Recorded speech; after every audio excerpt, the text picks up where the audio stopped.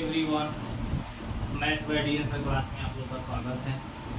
तो फ्रेंड्स, आज हम लोग देखेंगे परसेंटेज के क्वेश्चन जो कि रेलवे ग्रुप डी के एग्जाम में ये क्वेश्चन ऑलरेडी पूछे गए हुए हैं प्रीवियस ईयर में, और आने वाले समय में क्वेश्चन आ सकते हैं। जो कि आप लोग को पता है कि नवंबर 2025 17 नवंबर से नोटिफिकेशन जारी हो चुका है रेलवे ग्रुप डी के एग्जाम का। दोस्तों, देर न करते हुए हम लोग रेलवे ग्रुप डी की तैयारी जोरों के साथ करेंगे, ताकि हम लोग 17 नवंबर के पहले अपना पूरा मैथ और रीजनिंग ये दोनों हम पढ़ाएंगे आप लोग को। आप लोग दोनों के दोनों कंप्लीट देखिए और दोनों के दोनों सब्जेक्ट हम पूरा कराएंगे, ठीक है। बाकी के जो साइंस और जीके हैं वो आप लोग खुद पढ़िए बुक लेकर के, लेकिन मैथ और रीजनिंग की तैयारी आप लोग का बहुत अच्छे ढंग से हम कराएंगे, ठीक है। एक भी क्वेश्चन ऐसा नहीं होगा जो कि हमारे पढ़ाए हुए में से न आए। इसलिए आप लोग मेरे प्रत्येक वीडियो को देखिए, प्रत्येक क्वेश्चन को देखिए मैं कैसे समझा रहा हूँ, और आप लोग मेरे चैनल को सब्सक्राइब कर लीजिए, ताकि जैसे हम वीडियो आप लोग के लिए प्रवाहित कराएं तुरंत आपको नोटिफिकेशन मिले और आप देखते रहें। दोस्तों, हम लोग हफ्ते में 3 दिन जो है कि मैथ और 3 दिन जो है कि साइंस क्या बोलते हैं रीजनिंग पढ़ेंगे, ठीक है। तो मंडे ट्यूसडे वेडनेसडे यानी कि सोमवार मंगलवार बुधवार हम लोग रीजनिंग पढ़ेंगे, और बृहस्पतिवार शुक्रवार शनिवार हम लोग मैथ पढ़ेंगे, ठीक है। बाकी संडे के दिन अगर जो समय बचता है तो कोई भी सब्जेक्ट हम लोग देख लेंगे, दोनों में से जो इच्छा होती है, या उस दिन आप लोग का टेस्ट हो जाएगा। आप लोग कमेंट में जैसे राय दीजिएगा वही किया जाएगा, ठीक है। तो चलिए दोस्तों, हम लोग क्वेश्चन को शुरू करते हैं। देखिए, 1 से लेकर के हमने पूरे 10 तक के क्वेश्चन यहाँ बोर्ड पे लिख लिया है, और इन 10 क्वेश्चन को कैसे सॉल्व किया जाएगा हमने आप लोग को बताएंगे, ठीक है। तो आप लोग देखिए, क्वेश्चन नंबर पहला हमारा क्या देता है, 75 सेमी 3 मीटर का कितना प्रतिशत है ना। तो क्वेश्चन नंबर 1 का हल हम यहाँ पर करेंगे। क्वेश्चन नंबर 1 का हल, ठीक है। 75 सेंटीमीटर दिया है, 75 क्या दिया है, सेंटीमीटर दिया है, और बोलता है 3 मीटर का कितना प्रतिशत है। तो 75 को हम ऊपर लिखेंगे और 3 को कहाँ लिखेंगे, नीचे। देखिए, क्योंकि 3 मीटर का हमें बताना है कि 75 सेमी कितना परसेंट है। तो 3 मीटर का 75 सेमी कितना परसेंट है, तो 3 मीटर नीचे लिखाएगा, 75 सेमी कहाँ लिखाएगा, ऊपर। लेकिन ये दोनों यूनिट सेम होना चाहिए। अगर ये सेम ही है तो ये भी सेम ही रहना चाहिए, या ये मीटर है तो ये भी मीटर होना चाहिए। दोनों का इकाई क्या होना चाहिए, सेम होना चाहिए। एक सेंटीमीटर रहेगा, एक मीटर रहेगा तो आप गलत लगाओगे, ठीक है, उसका आंसर नहीं आएगा। तो ये 75 सेमी है, तो 3 को भी हम क्या बनाएंगे, सेम ही बनाएंगे, यानी जो 3 मीटर दिया उसको सेंटीमीटर में बदल देंगे। तो 1 मीटर में 100 सेंटीमीटर होता है, तो 3 मीटर में कितना सेंटीमीटर हो जाएगा, 300 सेंटीमीटर हो जाएगा, ठीक है ना। तो 75 सेंटीमीटर को हम ऊपर लिख लिए, और जो 3 मीटर दिया था उसको सेंटीमीटर में बदल के हमने नीचे लिख लिया। इसको परसेंटेज में बदलना है तो गुणे में क्या लगा देंगे, 100, और यहाँ परसेंटेज का क्या लिख देंगे, जी। कोई भी संख्या को परसेंटेज में बदलना हो तो 100 से क्या किया था, गुणा करते हैं, ठीक है ना। अब यहाँ देखो, हम 100 से 300 को काटेंगे 3 बार में, और इस 3 से 75 को काट देंगे 25 बार में। 25% हमारा इस क्वेश्चन का क्या आएगा, आंसर। क्योंकि देखिए सब कट चुका है, केवल 25 बचा है और परसेंटेज का चिन्ह बचा है। इस क्वेश्चन का राइट आंसर कौन सा हो जाएगा, ऑप्शन नंबर डी हो जाएगा। ऑप्शन नंबर डी में देखिए 25% दिया हुआ है, ठीक है ना। चलिए, अब क्वेश्चन नंबर 1 को हम हटा देते हैं, क्वेश्चन नंबर 2 को देखते हैं। काफी ये क्वेश्चन आसान था, है ना। क्वेश्चन नंबर 2 का हल, क्वेश्चन नंबर 2 में देता है 40 का 80%। देखिए, 40 का 80% 25 के 4/5 से कितना अधिक है। तो हम पहले 40 का 80% निकाल लें। 40 का क्या निकाल लें, 80%। का माने दोस्तों गुणा होता है, 40 हम लिखेंगे, का की जगह गुणे का चिन्ह लगाएंगे, फिर 80 लिखेंगे। अब परसेंटेज के चिन्ह हटेगा तो बटे में क्या लिखाएगा, 100।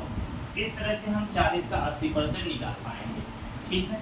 0 से 0 को काटेंगे, फिर 0 से 0 को काटेंगे, 8 और 4 का गुणा करेंगे तो 32 आएगा। बटे में एक रहेगा उसको छोड़ देंगे, क्योंकि बटे में एक हमारा छिपा रहा था, उसे लिखा नहीं जाता है। तो हमने 40 का 80% निकाला तो मेरा 32 निकल के आ रहा है।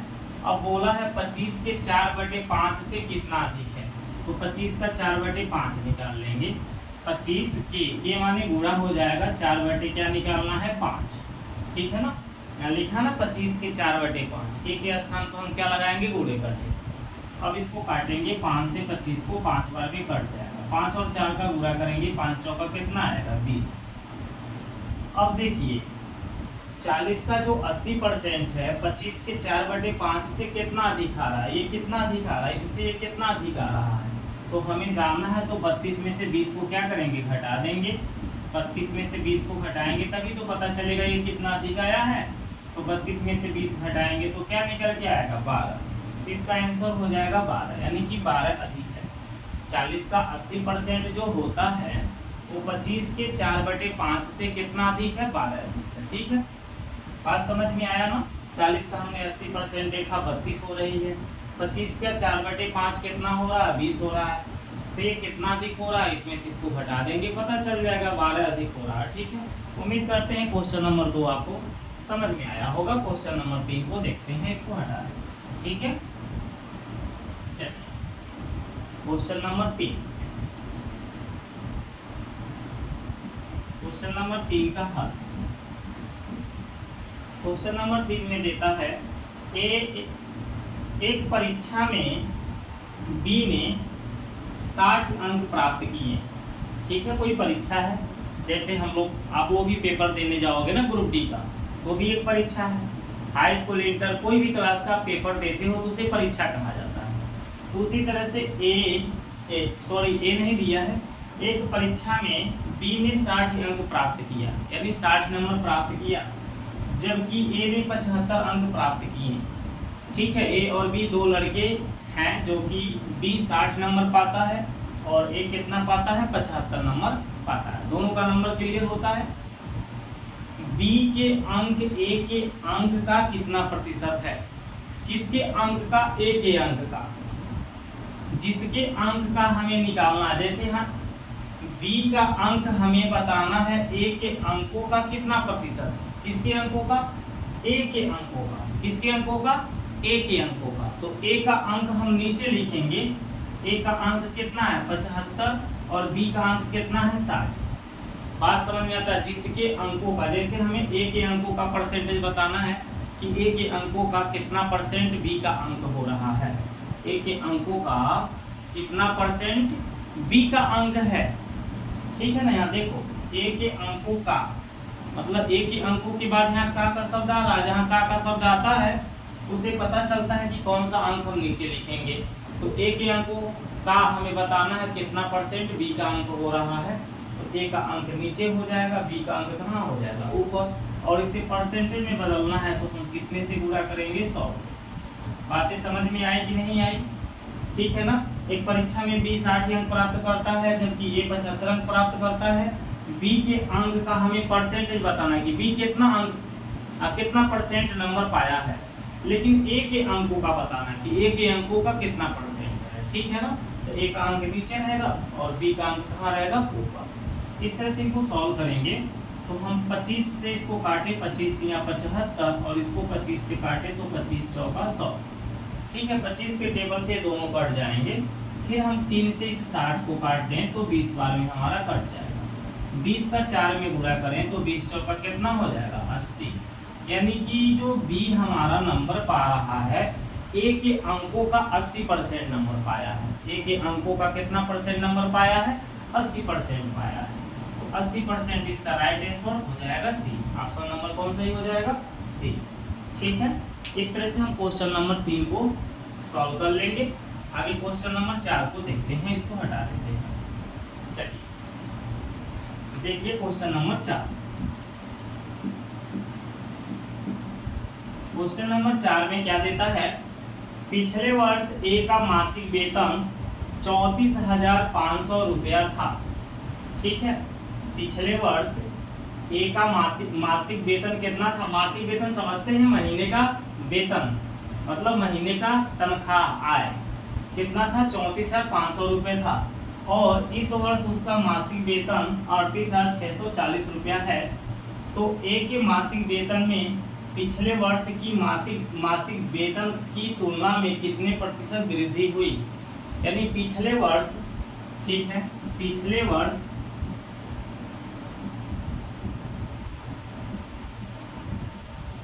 और इस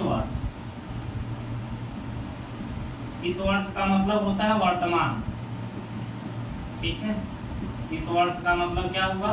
वर्तमान वर्ष, वर्तमान मतलब इस समय, प्रेजेंट टाइम में।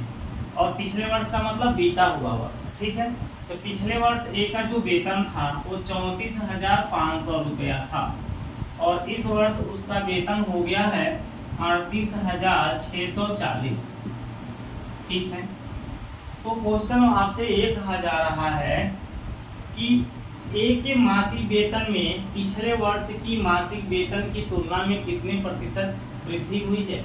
पिछले वर्ष का वेतन ये है, इसकी तुलना में इस समय जो वेतन पा रहा है कितना ज्यादा पा रहा है, ये आपसे पूछा जा रहा है। कितना परसेंट ज्यादा पा रहा है? तो हम इससे ये देखेंगे कितना ज्यादा है इस समय जो वेतन पा रहा है, ये कितना ज्यादा पा रहा है, इसमें से इसको हम घटा देंगे, ठीक है। तो 38,640 में से हम किसको हटा देंगे? 34,500 को हटा देंगे। यहाँ पर घटा दीजिए, 38,640 में से हम घटा देंगे 34,500 को। इस तरह से हमारा कितना बचेगा? 40 आपका यहाँ बच जाएगा और 6 में से 5 को घटा देंगे तो 1 बच जाएगा और 8 में से हम 4 को घटा देंगे तो 4 बच जाएगा। यानी 4140 रुपया, 4,140 रुपया वह वेतन इस साल वो ज्यादा पा रहा है। अब इस वेतन को कहता है कि आप परसेंटेज में बताओ कि कितना परसेंट ज्यादा पा रहा है। इसका परसेंटेज निकालना है, 4,140 को परसेंटेज में बदलना है। इसके नीचे हम कौन सा वेतन लिखेंगे? पिछले वर्ष का वेतन। पिछले वर्ष का वेतन उसका कितना था? तो यहाँ पर देखिए था 34,500। कितना था? 34,500। और इसको परसेंटेज में बदलना है तो हम 100 से क्या करा देंगे? गुणा। इससे हमें पता चलेगा कि पिछले वर्ष की तुलना में इस समय वह वेतन कितना परसेंट ज़्यादा पा रहा है। अगर परसेंटेज में ना पूछे, केवल रुपए में पूछे तो 4,140 रुपया वह ज़्यादा पा रहा है। लेकिन परसेंटेज में पूछ रहा है कि 4,140 रुपया को हम परसेंटेज में बदलेंगे तो 4,140 बटे में हम पिछले साल का उसका वेतन लिख लेंगे 34,500 और इसको परसेंटेज में हम कन्वर्ट करेंगे, ठीक है ना। आगे देखो, जीरो डबल यहाँ पर है, यहाँ पर भी डबल जीरो है, इसको हम कैंसिल कर लेंगे। यानी कि 100 मेरा खत्म हो गया और यहाँ का डबल जीरो खत्म हो गया, मेरे पास 345 बचा। अब 345 से हमको क्या करना है? 4,140 में भाग दे देना है, ठीक है ना। तो आगे देखो, ये 345 से 4,140 मेरा 12 बार में कट जाएगा। भाग दे करके चेक कर लीजिएगा, ठीक है। 12 बचे 60 होती है, 12 चौका 48, 48 और 6 54 हो जाएगा। अब 12 3 36, 36 में हम 5 को जोड़ेंगे तो 41 हो जाएगा, ठीक है। यानी इससे ये 12 बार में कट जाएगा। 12 का हम 1 में गुणा करेंगे तो हमारा आंसर आ जाएगा 12%। कितना आ जाएगा? 12%। तो क्वेश्चन नंबर जो 4 है उसका राइट आंसर कौन हो जाएगा? 12%। ऑप्शन नंबर ए सत्य हो जाएगा, ठीक है ना। आप लोग को क्वेश्चन समझ में आया? पिछले वर्ष का वेतन, इस वर्ष का वेतन, इस वर्ष के वेतन कितना अधिक हो रहा है पिछले साल से, हम इसमें से इसको घटाएंगे, पता चलेगा इतना ज्यादा हो रहा है। अब इसको परसेंटेज में बताना है तो पिछले साल के वेतन से हम तुलना करा देंगे। तो पिछले साल का वेतन बटे बढ़ा हुआ क्या है? बढ़ा हुआ वेतन बटे पिछले साल का वेतन गुणे में 100, आगे परसेंटेज का चिन्ह, इसको सॉल्व करेंगे तो पता चल जाएगा, ठीक है ना। 12% इसका आंसर हो जाएगा। चलिए क्वेश्चन नंबर 4 को हटाते हैं, क्वेश्चन नंबर 5 को देखते हैं, इसको हटाएंगे। देखिए क्वेश्चन नंबर 5 का हल। क्वेश्चन नंबर 5 में देता है, यदि किसी भिन्न के अंश में 10% की वृद्धि की जाए और उसके हर में 5% की कमी की जाए तो प्राप्त भिन्न 4/5 के बराबर होती है। मूल भिन्न ज्ञात कीजिए। जब भी मूल भिन्न आपसे पूछता है तो आप मूल भिन्न x/y को मान लो। ठीक है, भिन्न आपको पता है ना कि अंश बटे हर के रूप में होता है। तो जब भी मूल भिन्न पूछे तो आप उसको x/ क्या मानो, y मानो। ठीक है, तो ये मेरा मूल भिन्न हो गया x/y मैंने मान लिया। अब ये उसका अंश है और ये इसका क्या है, हर है। क्वेश्चन के अनुसार अब काम करेंगे। यदि किसी भिन्न के अंश में 10% की वृद्धि, अगर मान लो उसका अंश 100 है, अंश क्या है 100, तुम 100 मान के चलो, कोई भी संख्या का 100 मानोगे तो उसका 10%, 20%, 5% निकालना काफी इजी होता है। तो यहाँ बोला कि यदि किसी भिन्न के अंश में 10% की वृद्धि, अगर हम भिन्न का अंश क्या माने 100, तो 10% वृद्धि का मतलब होता है 10 वह बढ़ गया, तो 100 से कितना हो गया 110, यानी भिन्न का जो अंश है वह 110 हो गया। ठीक है, बातें समझ में आ रही है कि नहीं आ रही है। पहले वो भिन्न का अंश क्या था 100x था, मान लो वह 100% था, 100 था। ठीक है ना, अब 100 का 10% बढ़ा तो 110 हो गया।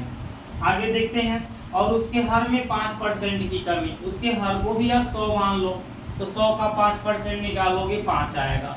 100 में 5 की कमी हो गई तो कितना उसका हर बचा, 95 बचा। बचा कि नहीं बचा, बचा है ना। 5% की कमी की जाए तो प्राप्त भिन्न, अब जो भिन्न प्राप्त होता है वह 4/5 के क्या हो जाता है, बराबर हो जाता है। ठीक है, बस इतना सा कार्य आपको करना है और x/y का मान निकाल देना है, यही आपके आंसर को बताएगा। बातें समझ में आ रही है कि नहीं आ रही है। जब भी मूल भिन्न पूछे तो आप x/y मानो और अंश को भी 100 मान के रखो, हर को भी 100 मान के रखो। अब उसके अंश में मान लो 10% की वृद्धि हो गई तो 100 से 110 हो गया, वृद्धि माने 10 बढ़ गया, 110 हो गया।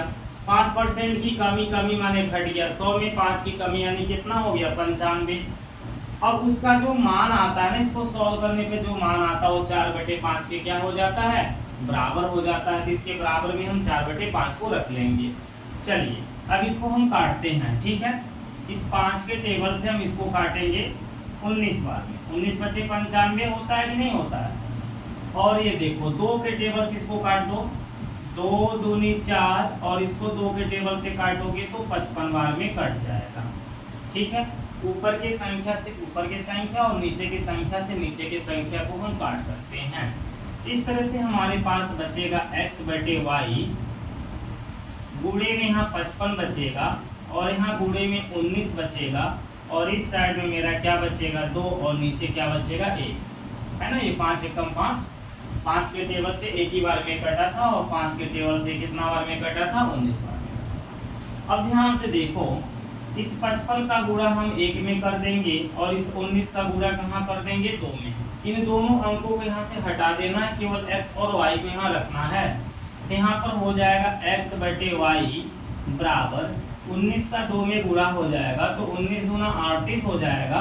अब 55 का 1 में गुणा हो जाएगा तो 55 एकम 55 हो जाएगा। मूल भिन्न हमने कहा था x/y को मान लो, तो मूल भिन्न मेरा x/y था और उस x/y का मान 38 बटे कितना निकल के आया 55।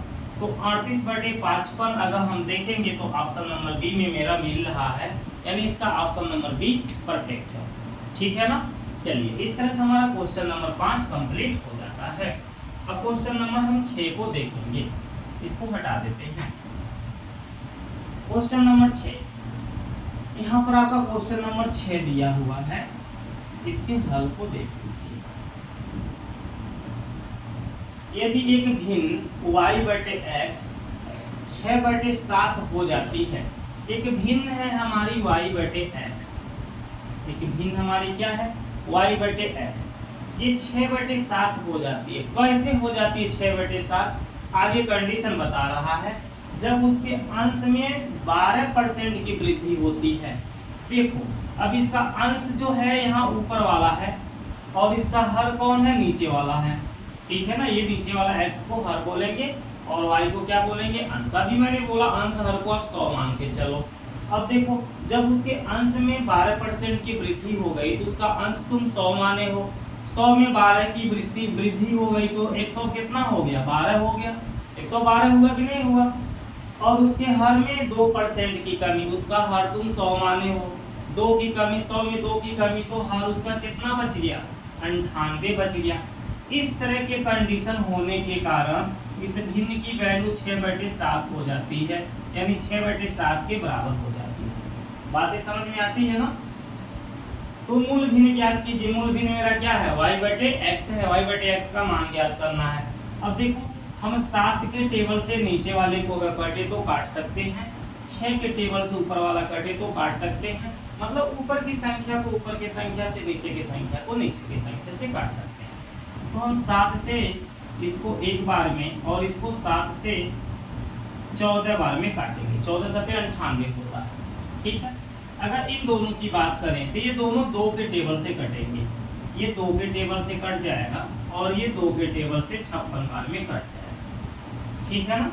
अब देखो मेरे पास y गुणे में 56 बच गया, बचा कि नहीं बचा, बटे में x गुणे में 14 बच गया और गुणे बराबर में मेरा क्या बच गया 3, बटे में क्या बच गया 1। आपको समझने के लिए मैं साफ साफ फिर दोबारा लिख दिया हूँ कि आप लोग कंफ्यूज ना हो, नहीं तो मैं 14 से 56 को यहाँ काट सकता था। अब इस 14 से 56 को हम यहाँ काटेंगे, नीचे वाले संख्या से ऊपर वाले संख्या को अगर कटे तो काट सकते हैं। तो 14 से मेरा 56 कट जाएगा, 14 चौका 56, कितना बार में 4 बार, और 14 मेरा कौ बार में कटा 1 बार। बातें समझ में आ रही है ना। अब ये जो 4 है, इस 4 का गुणा कहाँ हो जाएगा 1 में, और ये जो 1 है इसका गुणा कहाँ हो जाएगा 3 में, ठीक है। तो यहाँ मेरे पास y/x का मान निकालना है, y/x बराबर इस 1 का गुणा 3 में करेंगे तो 3 ही रहेगा, और 4 का गुणा 1 में करेंगे तो 4 रहेगा, यानी मूल भिन्न y/x की वैल्यू 3/4 आ रही है, जो कि ऑप्शन नंबर ए आपका सत्य होगा, ठीक है। चलिए इसको भी हम लोग हटा देते हैं। काफी इजी क्वेश्चन है, आप लोग 10 सेकंड में क्वेश्चनों के हल निकाल लेंगे जब प्रैक्टिस में रहेंगे तो, ठीक है। कुछ नहीं है इन क्वेश्चन। चलिए क्वेश्चन नंबर 7 का हल देखते हैं। क्वेश्चन नंबर 7 का हल, क्वेश्चन नंबर 7 कहता है यदि आय में 500 रुपए की वृद्धि होती है तो उपभोग में कितनी प्रतिशत वृद्धि होगी। मान लीजिए सीमांत उपभोग प्रवृत्ति MPC जो मेरा है 0.5 है। अब देखिए ये जो बोला है सीमांत उपभोग प्रवृत्ति, सीमांत उपभोग प्रवृत्ति, प्रवृत्ति कितना दिया है 0.5।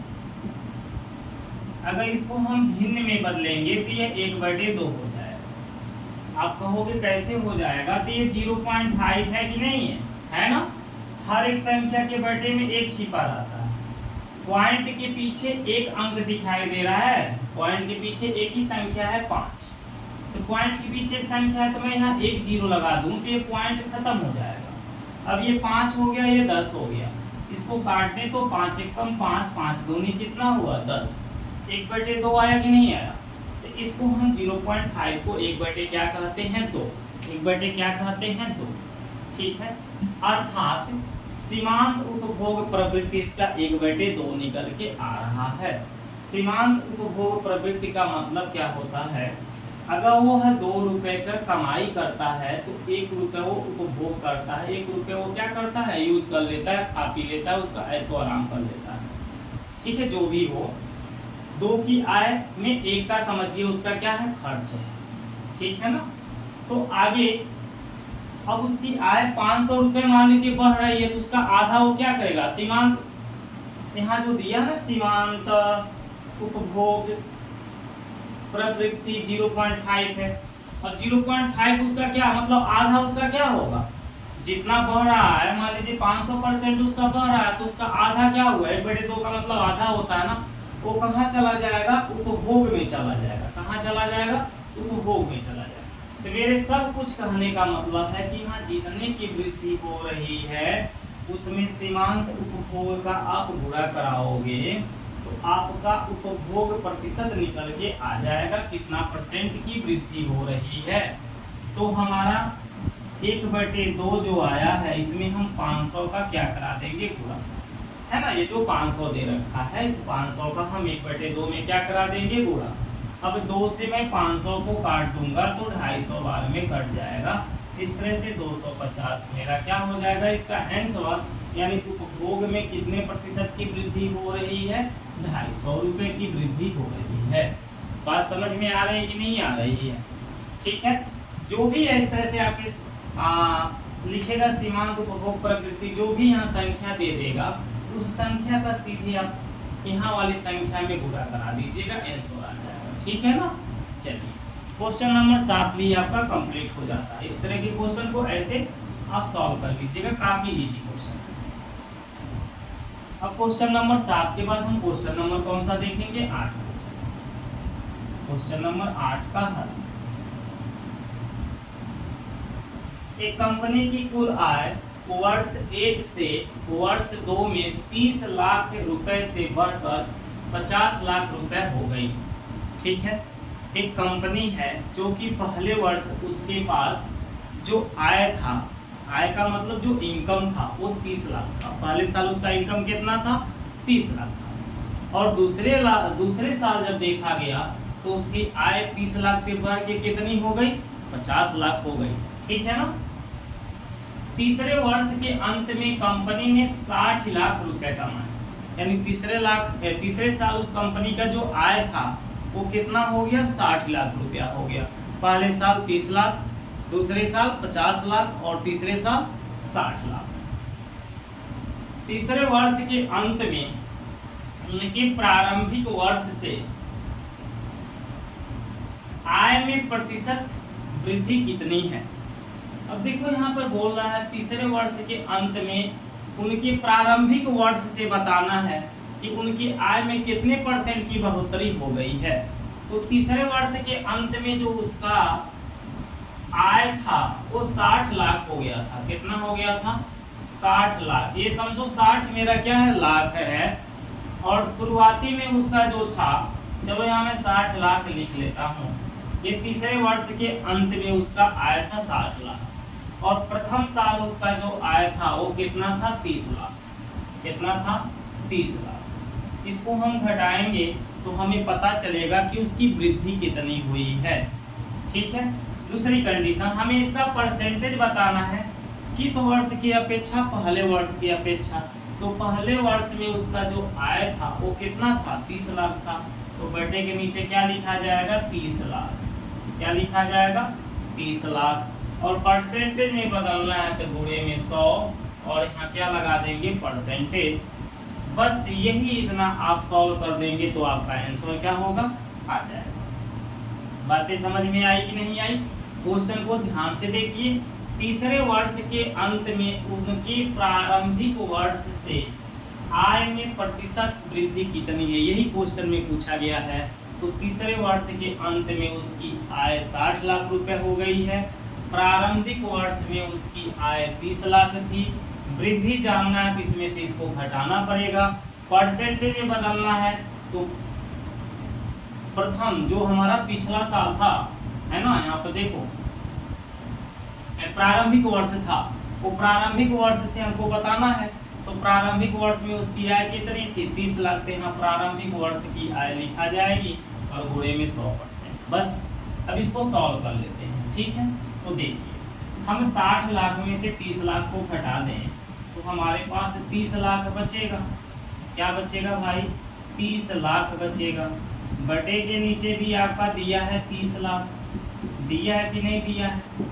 गुणे में क्या है भाई, 100% है। हम 30 लाख को 30 लाख से एक ही बार में काट सकते हैं।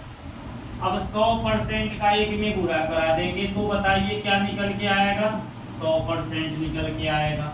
यानी कि इसका जो आंसर होगा वह ऑप्शन नंबर सी होगा, 100%। ठीक है। इस तरह से क्वेश्चन नंबर 8 देखिए काफी इजी था। अब क्वेश्चन नंबर 9 को हम लोग देखेंगे, इसको हटा देते हैं।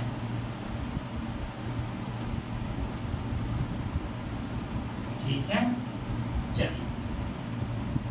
क्वेश्चन नंबर 9 देखिए, 1 किलोग्राम मिश्र धातु में, मिश्र धातु का मतलब होता है उसमें कई धातुएं मिक्स हैं, ठीक है, केवल एक ही धातु नहीं है, उसमें एक से ज्यादा धातु हैं। तो 1 किलोग्राम का मतलब होता है 1 किलो 1000 ग्राम। 1 किलो का मतलब क्या होगा 1000 ग्राम, ठीक है। तो 1 किलोग्राम मिश्र धातु में तांबे की गुणवत्ता क्या है, और हमें तांबे की मात्रा बताना है। गुणवत्ता मतलब मात्रा बताना है।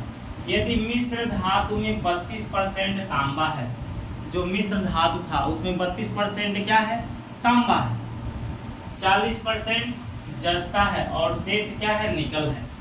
तो इन सब से हमें क्या मतलब है, जस्ता से क्या मतलब है, निकल से क्या मतलब है, हमें तो तांबे का गुणवत्ता बताना है।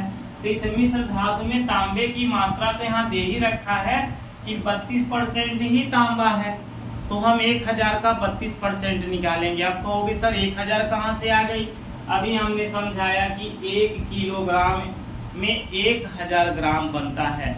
तो 1 किलोग्राम जो आपका दे रखा है क्वेश्चन नंबर 9 के हल में, उसको ग्राम में कन्वर्ट करेंगे, ठीक है। यहाँ 1000 ये क्या हो गया, ग्राम हो गया, 1000 क्या हो गया, ग्राम। और इसका हम कितना परसेंट निकालेंगे, 32% निकालेंगे, क्योंकि तांबे की गुणवत्ता बताना है, तांबे की मात्रा बताना है। तो हम यहाँ 32 लिख करके परसेंटेज के चिन्ह हटाने से बटे में क्या आ जाता है, 100 आ जाता है। इतना सा कार्य करेंगे तो तांबे की मात्रा पता चल जाएगी। अगर जस्ता की मात्रा बताना है तो इसी 1000 में 40 का गुणा करा देंगे और बटे में 100 लिख देंगे। बातें समझ में आ रही है। अगर हमें निकिल की मात्रा बतानी है तो 40 और 32 ये दोनों को जोड़ने पे 72 होगा, यानी 100% में से 72% यही दोनों हो गए, और जो शेष बचे हुए हैं वो क्या है, निकिल है। तो 100 में से 72 को घटाओगे कितना बचेगा, 28%। तो 1000 में 28 का गुणा कराओगे और बटे में 100 रखोगे तो तुम्हारा निकिल निकल के आ जाएगा, निकिल की मात्रा। तो हमें निकिल की मात्रा तो बतानी है, तांबे की बताना है, इतना ही सा कार्य हम करेंगे। चलिए ये डबल जीरो से हम ये डबल जीरो को कैंसिल कर दिए, तो हमारे पास यहाँ 32 और यहाँ का बच गया 10, क्योंकि यहाँ 2 ही जीरो कटा हुआ है। 32 का 10 में आप पूरा करोगे तो 320 निकल के आएगा। ये ग्राम था तो ये भी मेरा क्या हो जाएगा, ग्राम हो जाएगा। तो 320 ग्राम इसका आंसर हो जाएगा, जो कि ऑप्शन नंबर कहाँ मिलेगा, डी में मिलेगा, ठीक है ना। बटे का ये जो 1 है, ये बटे का 1 यहाँ छिप जाएगा। आप सबको पता है बटे में 1 लिखा नहीं जाता है, वो छिप जाता है, ठीक है। चलिए क्वेश्चन नंबर 9 भी आपका कंप्लीट होता है। लास्ट क्वेश्चन है कि 10 आपका बच रहा है। इस क्वेश्चन को देख लीजिए। एक व्यक्ति अपने मासिक वेतन के 15% के बराबर की राशि का मासिक भुगतान ऋण चुकौती के लिए करता है। एक व्यक्ति है जो अपना महीने का कमाता है, मासिक वेतन वो जो भी महीने में पाता है उसका 15% वो क्या करता है, कर्ज लिया है उसको चुकाने में खर्च कर देता है, ठीक। अगर मान लो 100 रुपये महीने का कमाता है तो 15% वो क्या करता है, ऋण चुकाने में खर्च कर देता है, यानी कि 15 रुपया वो ऋण में दे देता है। अब उसके पास कितना बचा, 85 रुपया बचा, ठीक है। बातें समझ में आई नहीं, मैंने 100 रुपये मान करके आप लोग को समझाया हूँ, ठीक है। 15% के बराबर राशि का वो क्या करता है, राशि का मासिक भुगतान ऋण चुकौती के लिए करता है। शेष वेतन का 75% वो खर्च करता है। जो शेष वेतन बच रहा है, मान लो ऋण चुकाने में वो 15% दे रहा है ना, शेष उसका वेतन अभी बचेगा। अब उस शेष वेतन का 75% वो क्या करता है, खर्च करता है, ठीक है ना। अपने काम धाम अन्य जो भी उसके कार्यवाह होंगे, खाने पीने की वस्तुएं खरीदने के लिए, पहनने के लिए, जो भी उसकी आवश्यकता थी उसको 75% क्या करता है, खर्च करता है। और 425 रुपया बचाता है। वो कितना बचा लेता है, 425 रुपया बचा लेता है, ठीक है। उसका मासिक वेतन कितना है आपसे पूछा जा रहा है कि उसके महीने का वेतन बताओ कितना था, ठीक है। इस क्वेश्चन को आप एक्स मान आप लोग समझ नहीं पाओगे। क्वेश्चन नंबर 10 का हल, क्वेश्चन नंबर 10 का हल। मान लो 100 रुपये कमाता है, उसका 15% वो खर्च कर देता है, क्या करता है, ऋण चुकाने में दे देता है। तो 100 का 15% निकाल दोगे 15 रुपये, तो उसके पास शेष कितना बचेगा, 85 रुपये। कितना बचेगा, 85 रुपये बचेगा। ठीक है ना। अब आगे देखो, इस 85 रुपये का वह 75% क्या करता है, आगे देखो यहाँ दिया है, शेष वेतन का 75% वो खर्च करता है। अब 85 रुपये का 75% वो खर्च कर देता है और 425 रुपये बचाता है। तो 75% खर्च कर देता है तो कितना बचाता है बताओ, 100 का 75% वो खर्च कर दिया, यानी कि सॉरी 85 का 75% खर्च कर दिया, यानी कि 25% बचाया। 100% में तो 75% खर्च कर दिया ना, तो 25% बचाया। 25% परसेंटेज हटाना है तो बेटे क्या लगाओगे, 100।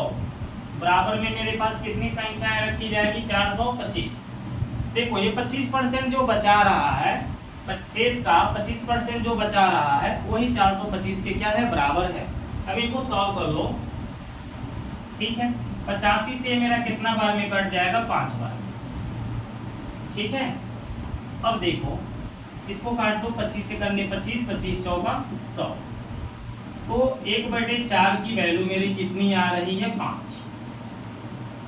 इसका इधर पूरा करा दें, 1 की वैल्यू मेरा हो जाएगा 4 × 5 = 20। 1 यूनिट की वैल्यू कितना आ गया, 20 रुपये आ गया, और वो हमने टोटल कितना माना था, 100 माना था।